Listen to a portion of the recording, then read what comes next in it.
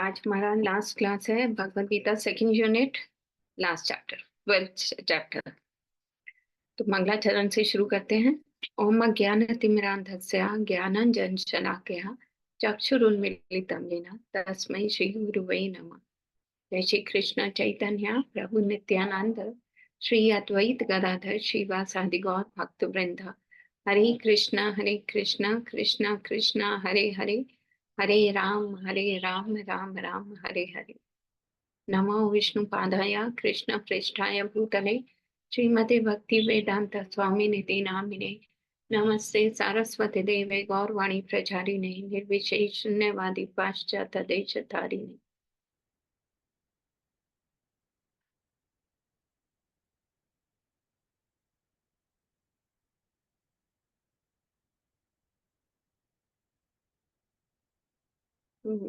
आप सबका स्वागत है। लास्ट चैप्टर जो कि कंक्लूजन है, जो भक्ति योग जो हम लोग कर रहे हैं उसका।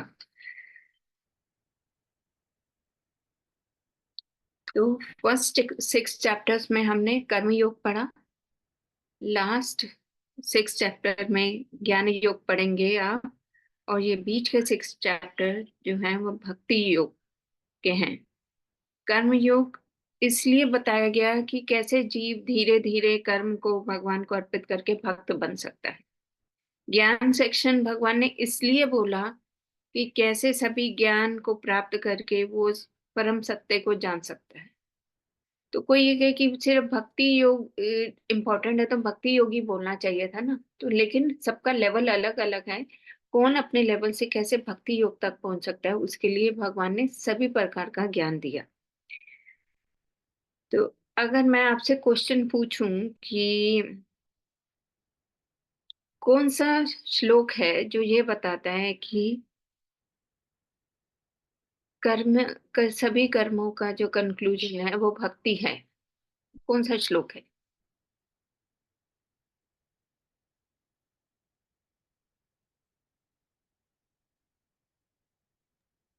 मन्मना भक्तो मध्याजी माम नमस्करो। नो, सभी कर्म का जो कंक्लूजन है वो भक्ति है। सर्वधर्म परित्याग नहीं नहीं परम पुष्पम फलम तोयम। नहीं नहीं माता जी जो मन्मना हमने भवमद भक्तो मध्याजी माम नमस्करो। माता जी ये जो हमने 11वां अध्याय जो पढ़ा उसका लास्ट वाला श्लोक नहीं, मतलब माता जी को पता है कि वो सीड वर्ड्स होता है नेक्स्ट उसका, तो नहीं। माता जी सवाल क्या है? भोक्तारम यज्ञ तपसाम सर्वलोक महेश्वरम यत करोषि यद अश्नासि यद जुहोषि यजाति। सभी कर्मों को भगवान को अर्पित करो और भक्ति योग में सो। और फिर आपसे नेक्स्ट क्वेश्चन पूछती हूँ कि कौन सा श्लोक बताता है कि ज्ञान योग का अंत कहाँ पे है? भक्ति योग पर ही। जैसे कर्म का अंत है ये बताया यत करोषि से, तो ज्ञान का अंत कैसे भक्ति पे ही आता है ज्ञान? माता जी योगी नाम सर्वेशम वाला जो है 6 का 45 कौन सा 6.45 नहीं, वो ज्ञानियों के लिए नहीं है। वो आपने नेक्स्ट क्वेश्चन का आंसर दे दिया।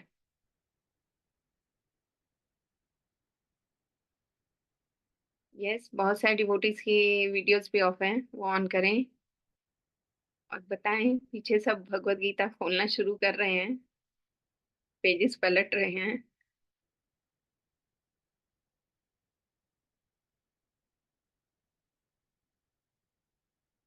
बहुनाम जन्मनामन्ते ज्ञानवानां प्रपद्यते वासुदेव सर्वमिति स महात्मा सुदुर्लभा। बहुत बहुत जन्मों का ज्ञान अर्पित करके क्या पता चलता है? वासुदेव सर्वमिति, जो ये जान लेता है स महात्मा सुदुर्लभ। तो अब अष्टांग योग भी आता है। अष्टांग योग में कौन सा कहाँ पे आकर बेस्ट भक्ति योग में आता है? 6.45 योगी नाम योगी नाम अपि सर्वेशम मद्गते अंतरात्मा।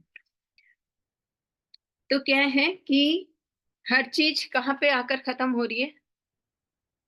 भक्ति। कंक्लूजन हर चीज का, कर्म योग का भी कंक्लूजन, निष्कर्ष क्या निकलता है? भक्ति योग पे आना। ज्ञान योग का भी कंक्लूजन भक्ति योग पे आना। अष्टांग योग का कंक्लूजन भी भक्ति योग पे आना। तो जब एंड में आकर भक्ति योग पे ही आना है तो टेढ़ा रास्ता पकड़ना क्यों है? सीधा भक्ति योग क्यों नहीं? सीधा रास्ते क्यों नहीं चले? तो भगवान क्या बता रहे हैं? ईस्ट और वेस्ट, भक्ति इज द बेस्ट। कुछ भी हो, भक्ति ही करनी है आपने।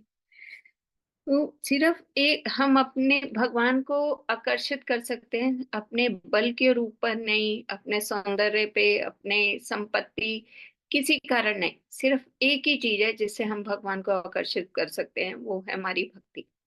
कोई अपना जिम में जाकर फिजिक बनाए और भगवान को दिखाए नहीं।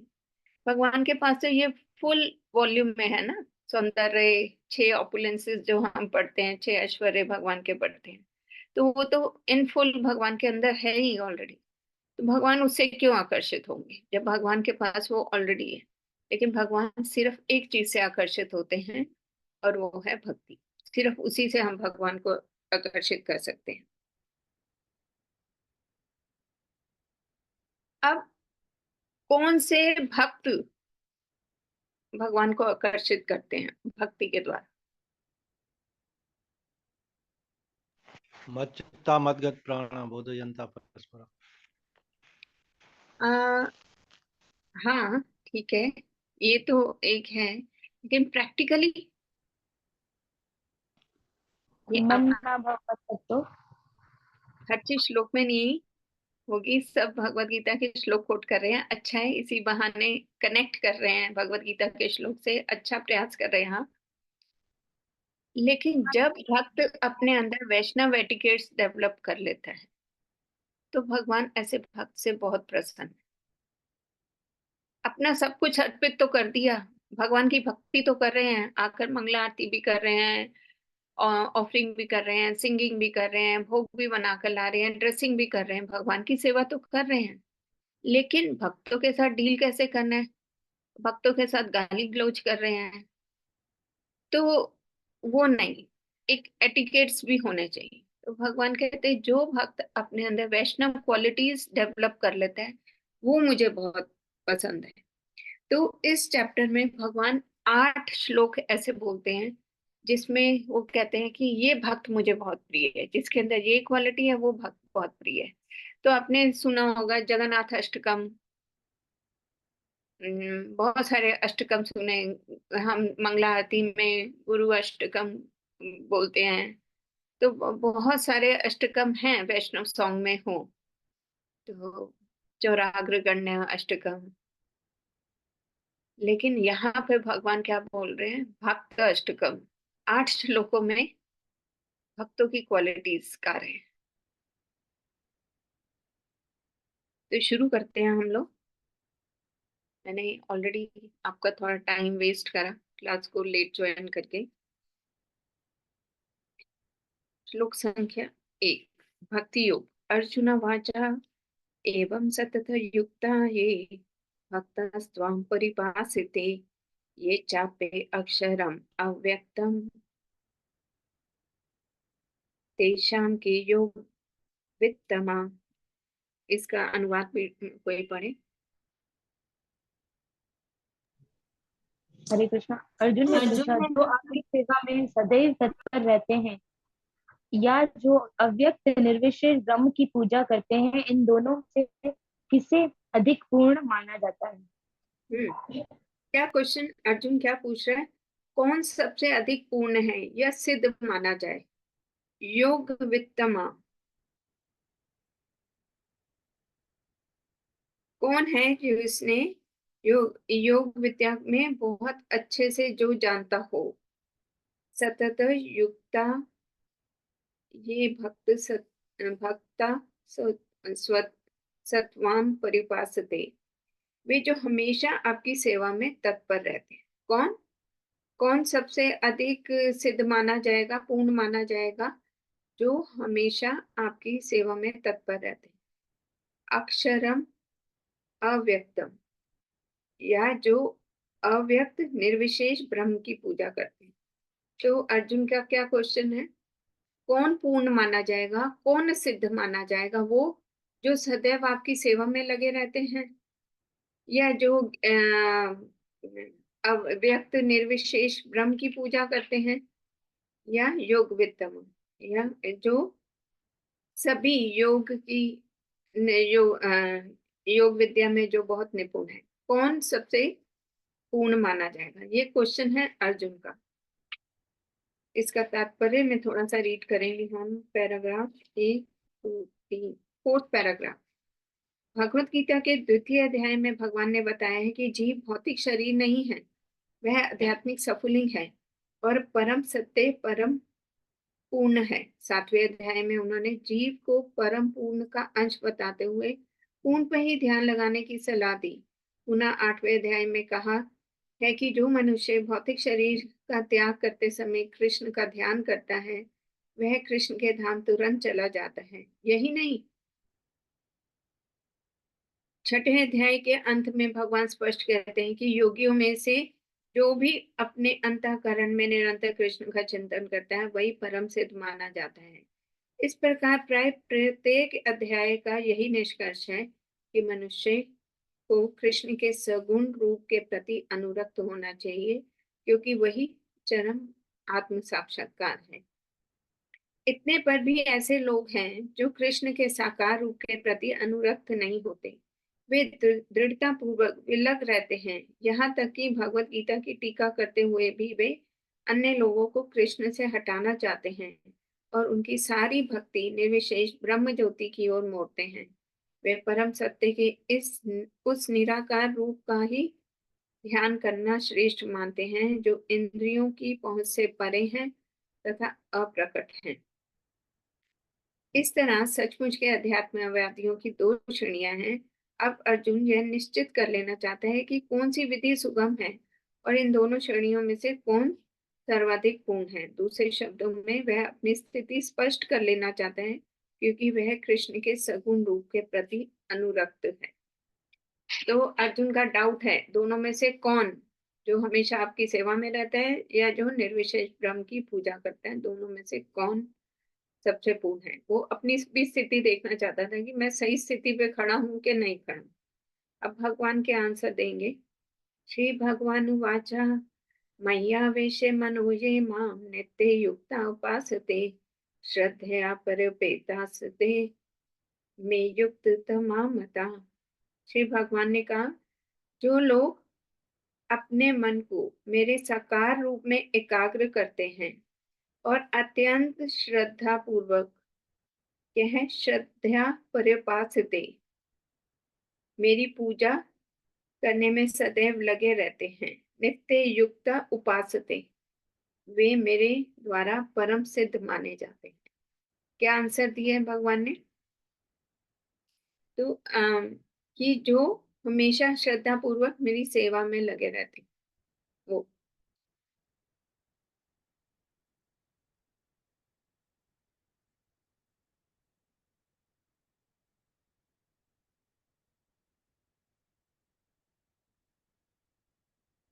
इसका तात्पर्य रीड करें, छोटा सा ही है।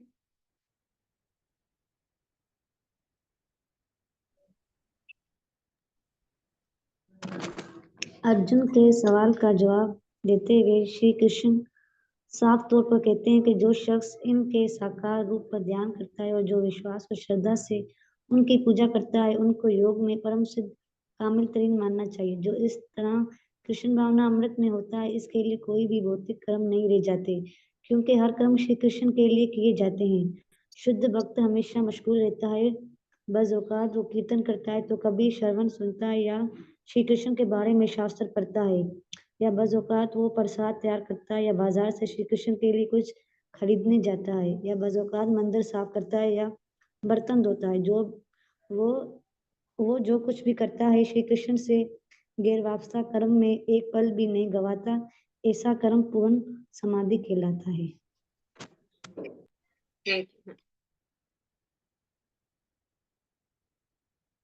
तो क्या है कि हमारे ध्यान लगाने की 2 चीजें हैं।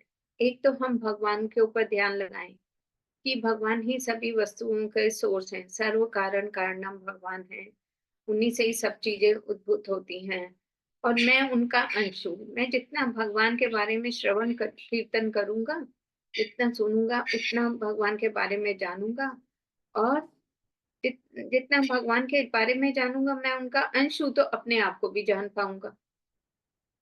जब आप पूर्ण को जान पाएंगे तो अंश को भी जान पाएंगे। तो एक तो हमारा ध्यान लगाने का यही तरीका है कि हम जितना भगवान के बारे में सुने, भगवान को जाने, जिससे हम अपने आप को भी रियलाइज कर सकें कि मैं कौन हूँ। ये है भक्ति पाथ, ये भक्ति का मार्ग है। और दूसरा मार्ग क्या है कि अहम ब्रह्मास्मि, मैं चेतन हूँ या जड़ हूँ। बस इसी अपने ऊपर ही रियलाइज करना है कि मैं क्या हूँ, कि मैं कौन हूँ, जड़ हूँ कि चेतन हूँ, मेरा सोर्स क्या है, मैं कहाँ से आया। ये उल्टे तरह से मेडिटेट करता है और ऐसे करते करते वो किसी दिन कृष्ण तक पहुंचेगी। पहले अपने बारे में जानना, फिर उसका सोर्स, उसका सोर्स, उसका सोर्स, ऐसे करते करते कृष्ण तक पहुंचेंगे तो सही, लेकिन बहुत समय बाद। और ये मार्ग जो है कठिन मार्ग है। और लेकिन दूसरा मार्ग जो है जो भक्ति का मार्ग है वो बहुत आसान है। भगवान को जानो, और वो भी कैसे? श्रवण करो उनकी लीलाओं का, उनके तत्व का, उनको जानो और ये समझो कि हम उनके अंश हैं, तो अपने आप को भी जान पाएंगे। और जब कैसे होगा? हम भगवान के बारे में श्रवण करके और उनकी सेवा करके। सेवा करने के यहाँ पे बहुत सारे तरीके बताए कि कोई श्रवण करता है, कोई पुस्तक मतलब रीडिंग करता है, कोई कुकिंग करता है, कोई बाजार से कोई सामान लाता है, कोई सफाई करता है, कोई बर्तन धोता है। और भी आप भी अपनी और डे टू डे लाइफ के चीजें डाल सकते हैं। कोई बिजनेस के लिए जाता है, कोई सर्विस के लिए जाता है। अगर हर चीज का रिजल्ट भगवान को ऑफर कर रहे हैं तो वो क्या है? भगवान की सेवा में लगना है। तो जो भगवान को जानता है, उनकी सेवा में लगता है, तो वो अपने आप के बारे में भी जान सकता है।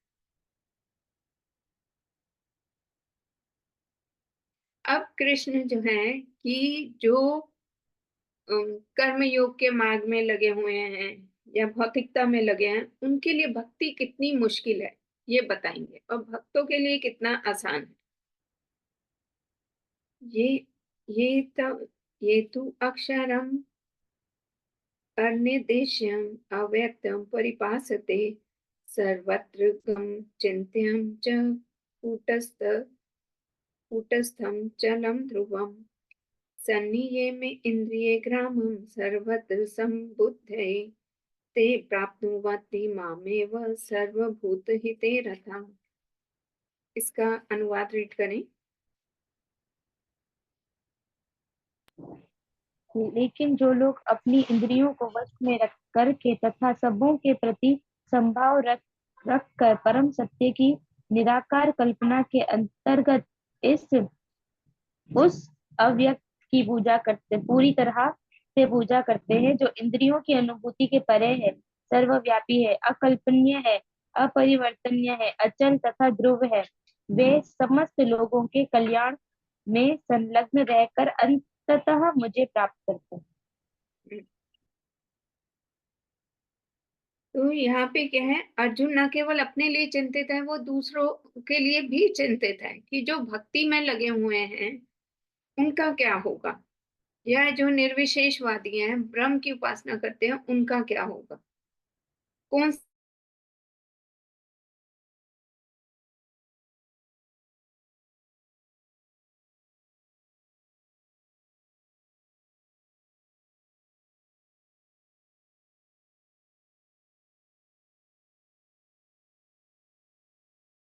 निर्देश?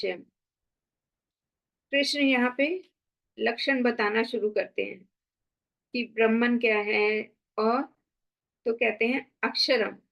अक्षरम मतलब जो क्षीण नहीं होता। अनिर्देश्यम, जिसके बारे में आप निर्देश नहीं कर सकते, बता नहीं सकते। मतलब एक्सप्लेन करना जिसके लिए मुश्किल हो जाएगा। अव्यक्तम जिसे आप प्रकट नहीं कर सकते, सर्वत्र गम सभी जगह जो उपस्थित है, अचिंत्यम जिनका आप चिंतन नहीं कर सकते, कूटस्थम जो चेंज नहीं कर सकते, जिसे परिवर्तन नहीं ला सकते जिसके अंदर, और अचलम जो मूव नहीं होता। अचलम मतलब एक जगह से दूसरी जगह नहीं हिलता नहीं है। ध्रुवम जो स्थिर रहता है, स्टडी रहता है, फिक्स्ड रहता है।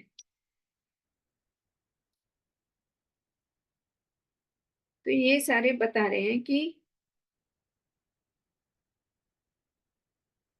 ये सारे हैं, कहते हैं अब इसको डिफाइन, जिसे हम डिफाइन नहीं कर सकते, कहते हैं ब्राह्मण, ब्राह्मण की डेफिनेशन क्या है जिसे हम डिफाइन नहीं कर सकते, ये डेफिनेशन है।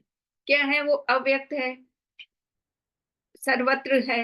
अगर हम ब्रह्म को देखें, तीन कैटेगरीज है ना, ब्रह्म, परमात्मा और भगवान अपनी शक्तियों के स्वरूप में सब जगह पर है, वो सब कुछ है। ये सारे कैरेक्टरिस्टिक बता दिए। अब इस ब्राह्मण को कैसे पा सकते हैं? कहते हैं संयम इंद्रिय ग्रामम, हम इंद्रियों के गांव में रहते हैं। ग्रामम मतलब गांव में रहते हैं। पूरी बॉडी क्या है? सेंसेस का एक वो है, और हम इसके अंदर रह रहे हैं। तो कहते हैं सन्नी संयम में इंद्रिय ग्रामम, हम इन इंद्रियों के गांव में रहते हैं, ग्राम में रहते हैं, जहाँ कुछ ना कुछ होता रहता है। हमारी बॉडी में कुछ ना कुछ होता है ना, कि डाइजेस्टिव सिस्टम चल रहा है, ब्लड चल रहा है, अंदर पूरी मशीन ये चलती रहती है। और हमें हमारी इंद्रियां कुछ सोच रही हैं, आंखें कुछ देख रही हैं। कोई भी इंद्री बिना कार्य के तो नहीं रह रही, हम निष्क्रिय नहीं है। हम हमेशा कुछ ना कुछ कार्य करते हैं। और कार्य कैसे करते हैं? इंद्रियों के थ्रू। तो हमारी इंद्रियां चलती रहती हैं। और क्या कह रहे हैं कि हमें रेस्टलेस इंद्रियों को कंट्रोल करना है, इनको कंट्रोल करना है। सर्वत्र संबुद्ध है,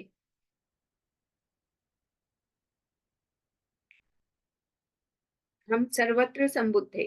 जब हम सुख और दुख में, गोल्ड और पत्थर में इक्वल देखने लगेंगे कि हमारे कौन शुभ चिंतक है, कौन शत्रु है, इनके बारे में सोचेंगे, इनको इक्वल देखने लगेंगे। तो ये क्या है? फर्स्ट साधना क्या है? कि हमने अपनी इंद्रिय, रेस्टलेस इंद्रियों को कंट्रोल करना है। दूसरा, हमने सर्वत्र संबुद्ध है, सबको इक्वल देखना है, चाहे वो सोना हो या पत्थर हो, चाहे वो शुभ चिंतक हो या शत्रु हो, इन सबको इक्वल देखना है। और ते प्राप्नुवन्ति मामेव, वो मुझे प्राप्त कर सकता है। सर्वभूत हिते मता, हमेशा। और वो क्या करता है? तीसरा कार्य क्या करता है? वो हमेशा दूसरों के लिए कार्य कर, दूसरों के हित के लिए कार्य करता है। सर्वभूत हिते रत। कैसे भगवान को पा सकते हैं? तीन क्वालिटीज बताई। वो अपनी इंद्रियों को कंट्रोल करता है। दूसरा, वो हर चीज को इक्वल देखता है, सोना हो, पत्थर हो, शुभ चिंतक हो, शत्रु हो, सबको इक्वल देखता है। तीसरा, वो हमेशा दूसरों के हित के लिए कार्य करता है। जो ये तीन कार्य करते हैं, तीन साधना करते हैं, वो मुझे पा सकता है।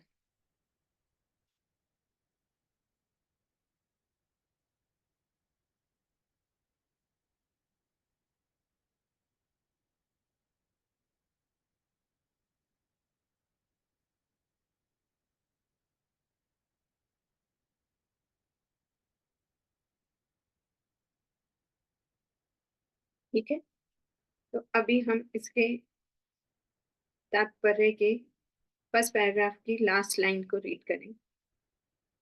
इसका अर्थ यह हुआ।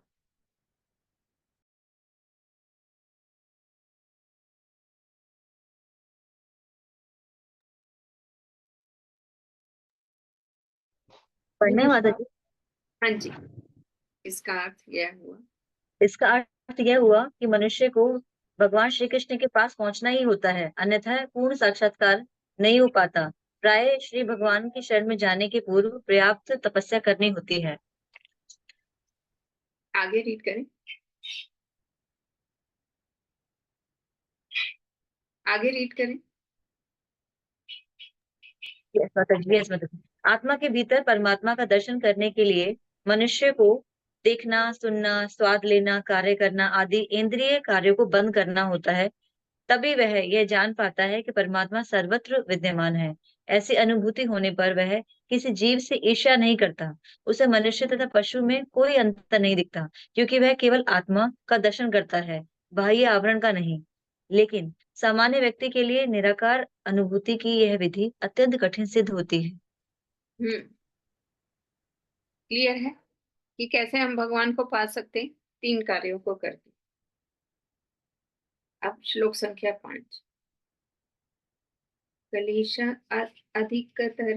अधिकतरं तेषाम् अव्यक्त आसक्त चेतसाम् अव्यक्ता हि गतिर्दुःखं देह वर्धि अवाप्यते। जिन लोगों के मन परमेश्वर के अव्यक्त निराकार स्वरूप के प्रति आसक्त हैं, उनके लिए प्रगति कर पाना अत्यंत कष्टप्रद है। देहधारियों के लिए उस क्षेत्र में प्रगति कर पाना सदैव दुष्कर होता है।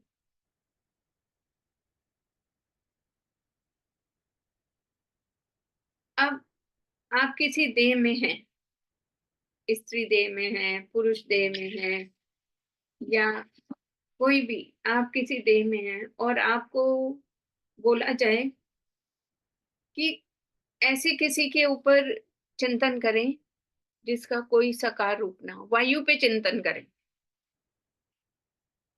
कर सकते हैं? कितनी देर अगर कर भी? आकाश के ऊपर चिंतन करें, कितनी देर चिंतन?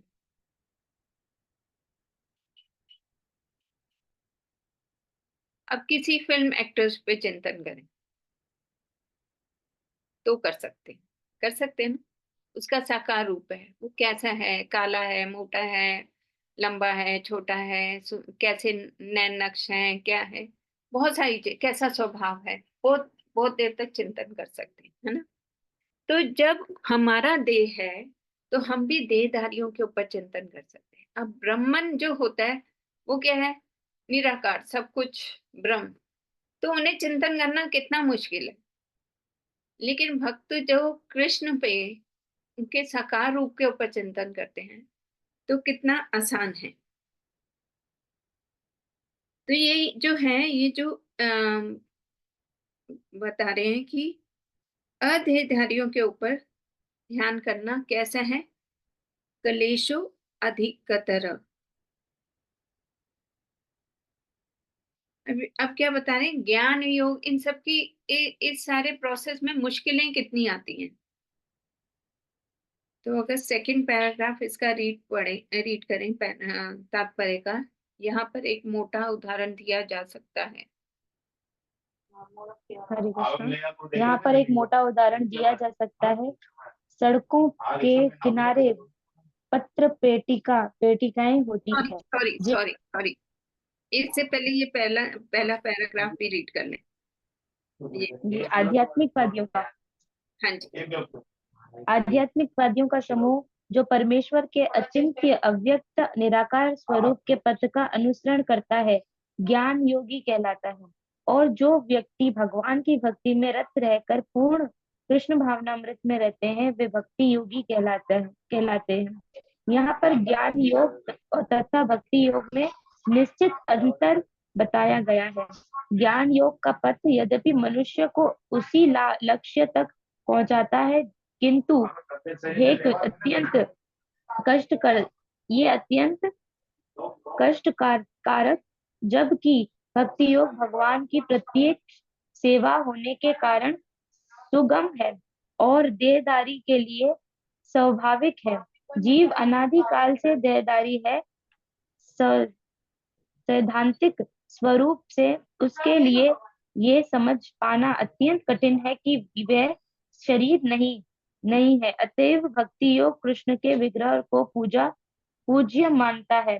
भक्ति योगी कृष्ण के विग्रह को पूज्य मानता है, क्योंकि उसके मन में कोई ना कोई शारीरिक बोध रहता है जिसे इस रूप में प्रयुक्त किया जा सकता है। निस्संदेह मंदिर में परमेश्वर के स्वरूप की पूजा मूर्ति पूजा नहीं है। वैदिक साहित्य में साक्ष्य मिलता है कि पूजा सगुण तथा निर्गुण से निर्गुण हो सकती है। मंदिर में विग्रह पूजा सगुण पूजा है, क्योंकि भगवान को भौतिक गुणों के द्वारा प्रदर्शित किया जाता है, लेकिन भगवान के स्वरूप को चाहे पत्थर, लकड़ी या तेल चित्र जैसे भौतिक गुणों द्वारा क्यों ना अभिव्यक्त किया जाए, वह वास्तव में भौतिक नहीं होता। परमेश्वर की ये परम प्रकृति है। माता जी कंटिन्यू करो। आगे दीजिए, नेक्स्ट पैराग्राफ। यहाँ पर एक आपकी जो ये सारा बताया था प्रभुपाद ने, वो क्या बताया कि जो हम बता रहे थे कि अध्येयधारी पर चिंतन करना कितना मुश्किल है, अव्यक्त रूप पे चिंतन करना कितना मुश्किल है। अब सेकंड पैराग्राफ में प्रभुपाद बता रहे हैं कि डेटी वर्शिप के बारे में। डेटी वर्शिप करके हम भगवान से कितना अच्छा डायरेक्ट रिलेशन बना सकते हैं। पढ़िए माता जी। यहाँ पर एक मोटा उदाहरण दिया जा सकता है। सड़कों के किनारे पत्र पेटिकाएं होती है, जिनमें यदि हम अपने पत्र डाल दें तो वह बिना किसी कठिनाई के अपने गंतव्य स्थान पर पहुंच जाते हैं। लेकिन यदि कोई ऐसी पुरानी पेटिका या उसकी अनुकृति कहीं दिखे जो डाक डाकघर द्वारा स्वीकार्य ना हो, तो उससे वह वही कार्य नहीं हो सकेगा। इसी प्रकार ईश्वर ना विग्रह रूप में जिसे अर्च विग्रह कहते हैं, अपना प्रमाणिक स्वरूप बना रखा है। ये अर्च विग्रह परमेश्वर का अवतार होता है। ईश्वर इसी स्वरूप के माध्यम से सेवा स्वीकार करते हैं। भगवान सर्वशक्तिमान है, अतएव वे अर्च विग्रह रूपी अपने अवतार से भक्ति की सेवाएं स्वीकार कर सकते हैं, जिससे बद्ध जीवन वाले मनुष्य को सुविधा हो।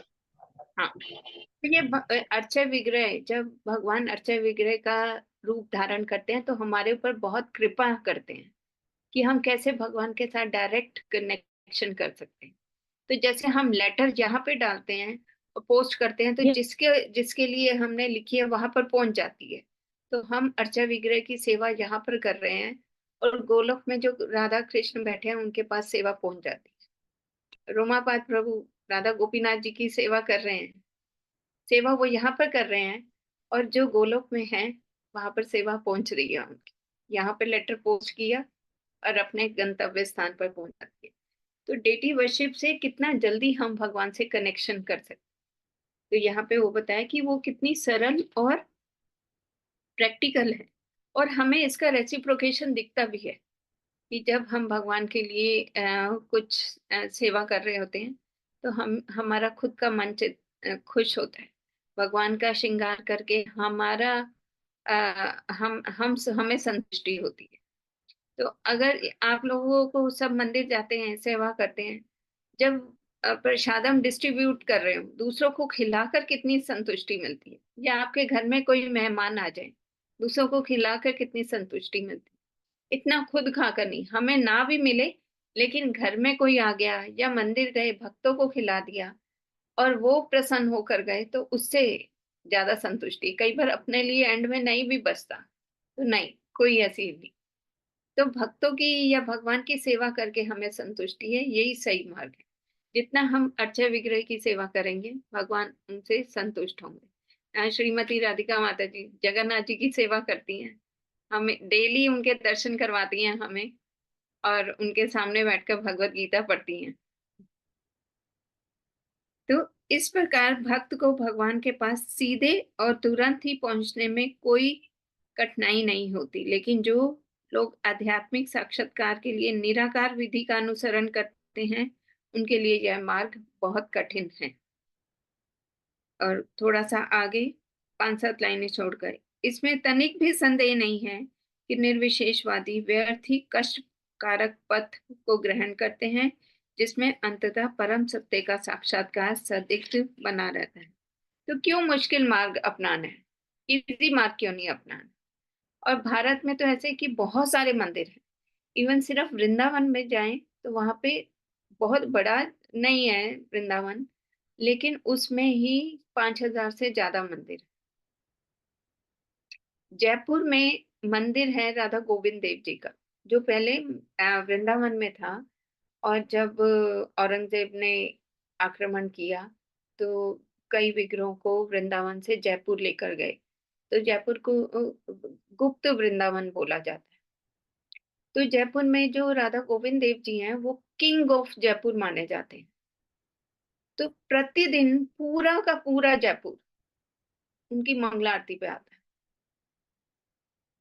कोई बिजनेसमैन है, बड़े से बड़ा रईस है, सर्विस वाला है, हाउस वाइफ है, अपने दिन की शुरुआत गोविंद देव जी के दर्शन से करते, तब अपने काम पे जाते। तो अगर सुबह 4:30-5 बजे राधा गोविंद देव जी के मंदिर में देखें तो ऐसा लगता है कि जैसे कोई मेला नहीं लगा हो, इतना रश होता है 5 बजे, कि हर किसी ने अपने दिन की शुरुआत क्या है भगवान से करें, ऐसा नियम है। और फिर जब शाम को काम से घर लौटते हैं अपनी सर्विसेज से, बिजनेस से, फिर राधा गोविंद देव जी के दर्शन करके जाते हैं। तो क्या है, भगवान के साथ एक कनेक्शन है, उनके अर्चा विग्रह की सेवा करके। वहां पे सुबह सुबह 5 बजे प्रसाद बंटना शुरू हो जाएगा, और कोई स्पॉन्सर कर रहा है, कोई दर्शन के लिए आ रहा है, और अगर उन्होंने पहला मुंह में कुछ अन्न का डालना है तो वो गोविंद देव जी का प्रसाद डालना है। तो इतना भाव है भक्तों के अंदर। तो ये कैसे है? अर्चा विग्रह के दर्शन करके, उनकी सेवा करके, उनका तब उनके साथ क्या है, हमारा रिलेशन बन जाता। तो कितना इजी है भक्ति योग को प्रैक्टिस करना, और कितने बेनिफिट्स हैं उसके। डायरेक्ट आप भगवान से रिलेट। श्लोक संख्या 6। ये तु सर्वाणि कर्माणि मयि सन्न्यस्य मत्परा अन्ये अन्ये अनन्येन एव योगेन मां ध्यायान्त उपासते तेषाम् अहं समुद्धर्ता मृत्यु संसार सागरात् भवामि न चिरात् पार्थ मय्या वेशित चेतसाम्। इसका अनुवाद पढ़ें कोई? हरे कृष्णा। हे प्रथा के बेटे, जो अपने तमाम कर्मों को मुझे अर्पण करके और बगैर भटके मेरी भक्ति करते हुए मेरी पूजा करते हैं, अपने मन को मुझ पर लगाकर हमेशा मेरा ही ध्यान लगाते हैं, मैं उनको जन्म और मौत के समुद्र से मुक्ति दिलाता हूँ। हरे कृष्णा। थैंक यू माता जी। तो यहाँ पे फर्स्ट लाइन में क्या है? मत्परा। मत्परा पहले भी एक ये आप पढ़ चुके होंगे, मत्परा वर्ड 2nd चैप्टर के 61 श्लोक में आता है। तानि सर्वाणि संयमा युक्त आसीत मत्परा। जो इंद्रियों को पूर्णता वश में रखते हुए इंद्रियां संयम करता है और अपनी चेतना को मुझ पर स्थिर करता है, वह मनुष्य क्या है? स्थिर बुद्धि वाला है। मत्परा मतलब मुझ में, जो मुझ में अपनी इंद्रियों को लगाता है। तो यहाँ पे भी क्या बोल रहे हैं? ये तु सर्वाणि कर्माणि, जो अपने सभी कार्यों को त्याग देता है। मयि सन्न्यस्य मत्परा, और मेरी सेवा में लग जाता है। अनन्येन योगेन, अपने मन में और कोई विचार नहीं लाता। माम, इस योगेन, इस प्रकार का योगी, माम ध्यायान्त उपासते, और निरंतर मेरे ध्यान में लगा रहता है, और उपासते, और मेरी उपासना करता है। तेषाम अहम, उसे मैं क्या करता हूँ? मुक्त कर देता हूँ। बहुत तेषाम समुद्धरता, बहुत जल्दी। मृत्यु संसार सागरा, इस जन्म मृत्यु के सागर से उसे मुक्त कर देता हूँ। भवामी न चिरात पार्थ, पार्थ चिरात पार्थ, बहुत जल्दी क्विकली कर देता हूँ। मैया वेशित चेतसा,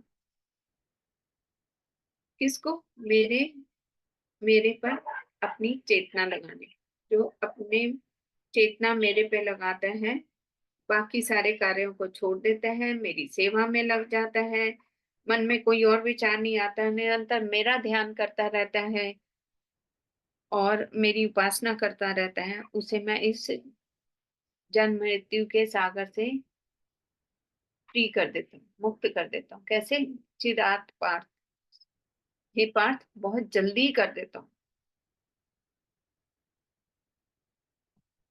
तो जो कार्य कर्म योगी और ज्ञान योगियों को बहुत कठिनाइयों से प्राप्त होता है, भक्त को बहुत आसानी से और जल्दी से प्राप्त हो जाता है। कर्मयोगी और ज्ञानियों को बहुत मुश्किल से होता है, कठिनाइयों से प्राप्त होता है, और उसकी भी श्योरिटी नहीं होती प्राप्त होगा कि नहीं, कितने समय में होगा, कितना टाइम लगेगा, लेकिन भक्त लोग आसानी से और जल्दी से कर लेते हैं।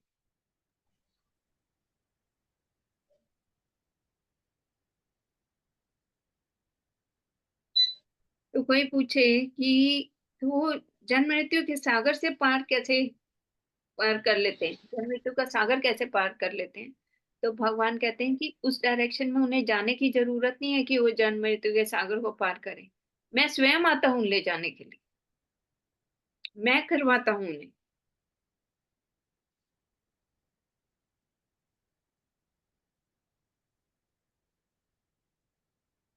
वो कहते हैं कि अगर वो बहुत ज्यादा साधना नहीं कर रहे, थोड़ी भी कर रहे हैं ना, लेकिन लग गए हैं, तो मैं पर्सनली खुद आता हूँ और उनकी हेल्प करता हूँ, उन्हें आगे बढ़ाता हूँ। तो अब कोई क्वेश्चन पूछे कि कोई भक्त को कोई कलेश नहीं आते?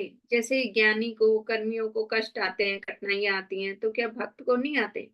कृष्ण कहते हैं आते हैं, लेकिन वो मेरी सेवा में हमेशा रत रहते हैं, तो उन्हें कलेश का कभी अनुभव ही नहीं होता।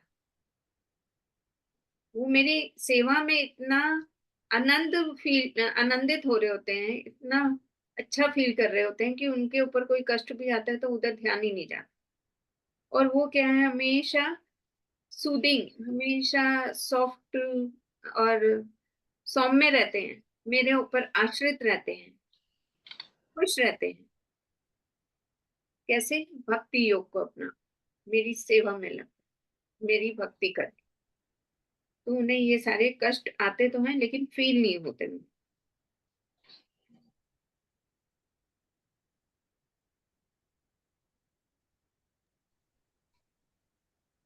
बस एक चीज होता है कि भक्त हमेशा भगवान द्वारा प्रोटेक्टेड करते हैं कि भगवान हमारी रक्षा करेंगे। शरणागत होते हैं ना भक्त, और शरणागत भक्त के 6 लक्षण हैं। अनुकूल से संकल्प, प्रतिकूल से वर्जनम, रक्षसी इति विश्वासे, गोतृप्ते वर्णम यथा, आत्म निष्पेक्ष और आत्म निष्पेक्ष और कृतज्ञ रहते हैं। तो ये 6 लक्षण होते हैं शरणागति के। तो जो भक्त मेरे को शरणागत होते हैं तो वो हमेशा प्रोटेक्टेड फील करते हैं कि भगवान हमारी रक्षा करेंगे ही करेंगे, तो उन्हें कोई इस चीज की दिक्कत नहीं आती। लेकिन अगर कोई प्राउड, कोई अपने ऊपर घमंड करे, तो भगवान कहते हैं उसे मैं छोड़ देता हूँ। देखा, भगवान मेरी रक्षा करेंगे नहीं, हमेशा विनम्र होना। तो इसका एग्जाम्पल कि गोपियां, जब गोपियों को लग रहा था कि देखा कृष्ण ने हमें स्वीकार करा, हमारे साथ रासलीला कर रहे हैं, हमारे साथ समय व्यतीत कर रहे हैं, तो जैसे ही अहंकार आया गोपियों के अंदर, भगवान ने गोपियों को छोड़ दिया। अब राधा रानी के मन में भी आया कि देखो सभी गोपियों को छोड़कर कृष्ण मेरे साथ हैं, सभी गोपियों को छोड़कर कृष्ण राधा रानी के साथ घने जंगल में चले गए थे।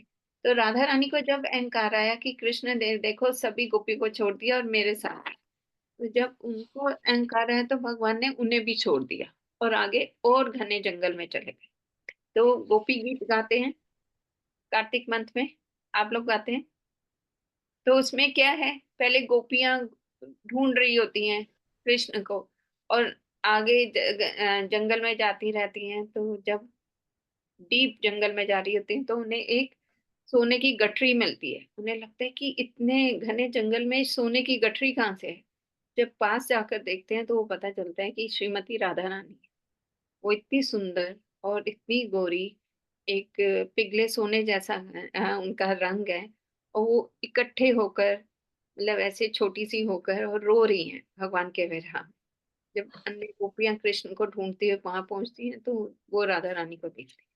तो जब हम अहंकार लाते हैं तो भगवान हमें छोड़ देते हैं। अदरवाइज भगवान हमेशा भक्त की सेवा और प्रोटेक्शन करने के लिए, उनकी रक्षा करने के लिए तत्पर रहते हैं। लेकिन अगर भक्त के अंदर अहंकार आ गया, प्राउड आया, तो भगवान छोड़ देते हैं। इसका तात्पर्य रीड करेंगे हम सेकंड पैराग्राफ में। सेकंड पैराग्राफ, फिफ्थ लाइन ऊपर से।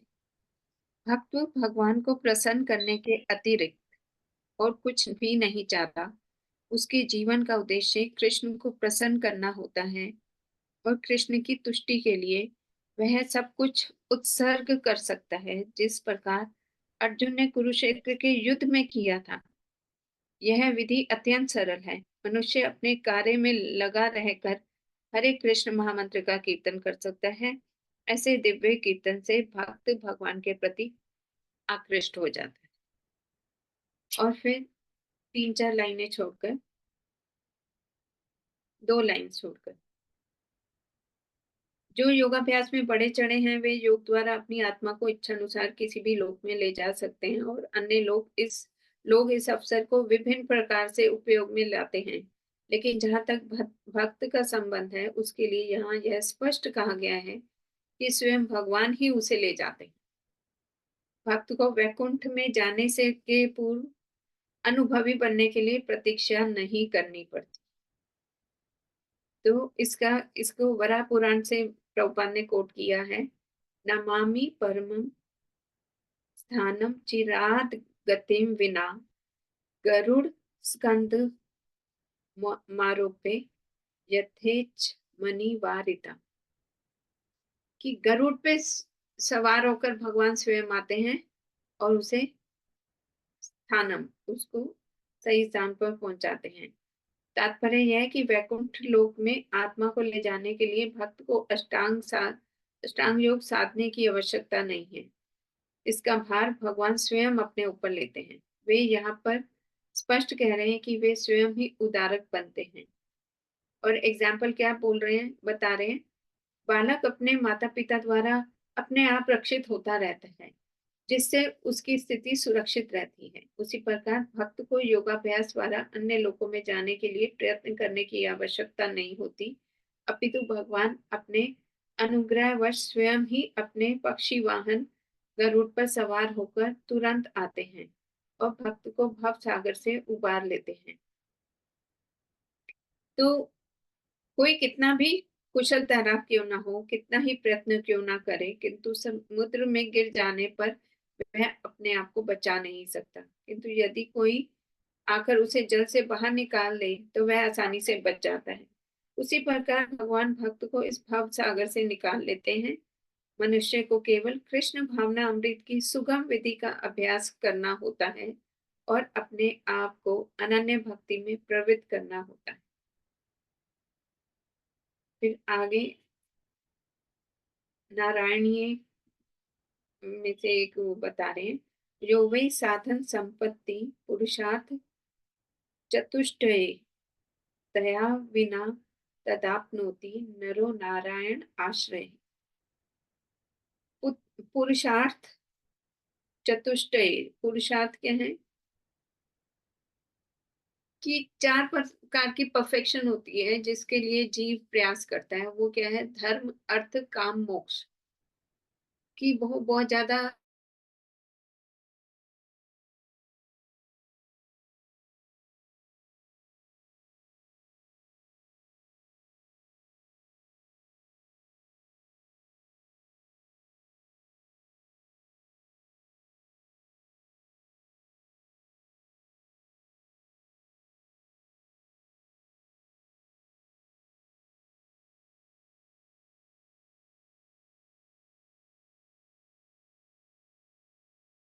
कीर्तन अनुष्ठानों पुण्य आदि से प्राप्त होने वाले भक्ति का यही विशेष वरदान है। तो जो भौतिक लोग इन 4 चीजों के लिए बहुत प्रयास करते हैं, भक्त को ये सारी चीजें परफेक्शन अपने आप मिल जाती है, इनके लिए भक्त ट्राई नहीं करता। और क्या है कंक्लूजन, क्या है, केवल कृष्ण के पवित्र नाम हरे कृष्ण कृष्ण कृष्ण हरे हरे, हरे राम राम राम हरे हरे का कीर्तन करने से ही भक्त सरलता तथा सुखपूर्वक परम धाम को पहुंच सकता है। लेकिन इस धाम को अन्य किसी धार्मिक विधि द्वारा प्राप्त नहीं किया जा सकता। केवल एक ही है जिससे हम भगवान के धाम को प्राप्त कर सकते हैं, वो है भगवान के नामों का उच्चारण करना। लास्ट की 2 लाइन, अतएव मनुष्य को व्यर्थ ही आध्यात्मिक अनुभूति में अपने उद्धार का प्रयत्न नहीं करना चाहिए। प्रत्येक व्यक्ति को चाहिए कि वह परम शक्तिमान ईश्वर कृष्ण की शरण ग्रहण करे, यही जीवन की सर्वोच्च सिद्धि है।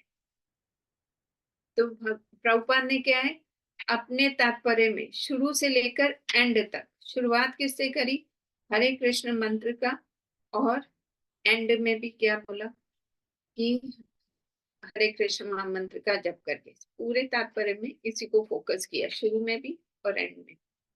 यही केवल एक मार्ग है जिसे अपनाकर हम भगवत धाम जा सकते हैं, भगवान को प्राप्त कर सकते हैं। श्लोक संख्या 8, मयि एव मना आधस्व मयि बुद्धिं निवेशय निश्यसि मय्येव अतः ऊर्ध्वं न संशय।